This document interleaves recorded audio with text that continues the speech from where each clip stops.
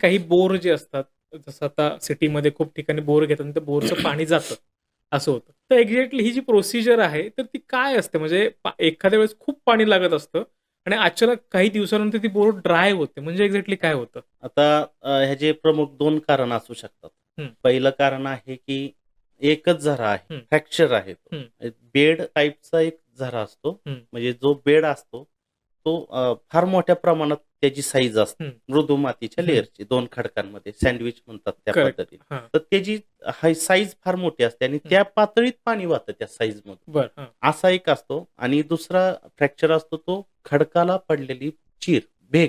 Okay. हां. तर तो फार कमी प्रमाणातला म्हणजे 2 इंचाचा, 3 इंच अशी ती साईज असते त्याची हं, 1 इंच वगैरे अशी ती एक पाईपलाईन टाइप असते. हं. परंतु ती काही सरळ वाहिलेली नसते.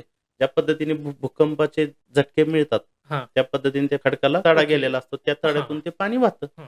तर असा फ्रॅक्चर जर असेल खडकाच्या मधला हं. आणि त्या ठिकाणी एखाद्याने बोर पॉइंट घेतलेला असेल. हां, तो बोर पॉइंट त्या लाईनवरती तो एकटाच आहे. हां. त्याला ते फ्रॅक्चर त्या बोरला भरपूर पाणी देणार आहे. ओके. आणि कालांतराने त्याच लाईनवरती हं. दुसऱ्या कोणी बोर घेतला, ओके. तर त्याचं पाणी कमी होणार. हां, हां. आणखीन तिसऱ्याने बोर घेतला, त्याचं पाणी कमी होणार. हे एक ओह! कारण असतं. हां, सिंगल फ्रॅक्चर असेल तर. हां.